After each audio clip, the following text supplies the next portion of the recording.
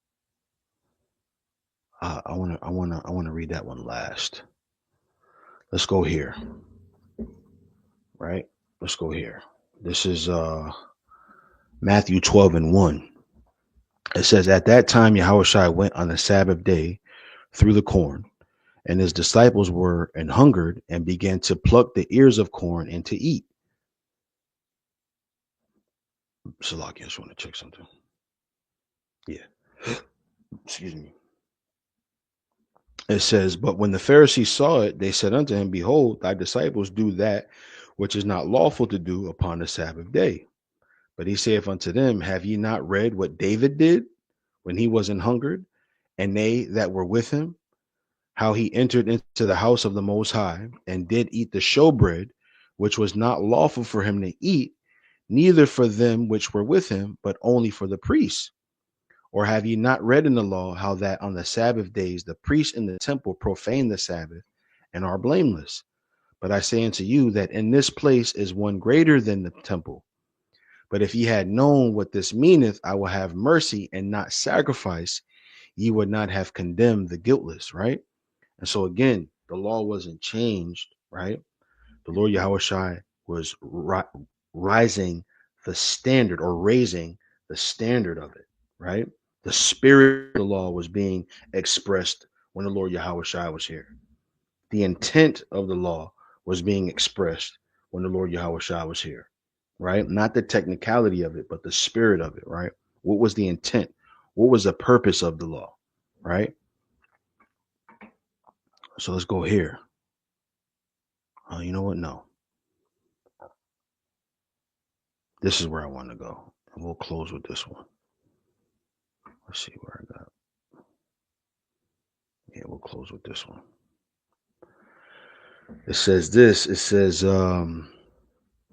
this is Matthew 22 and 35. I'm going to start at 34.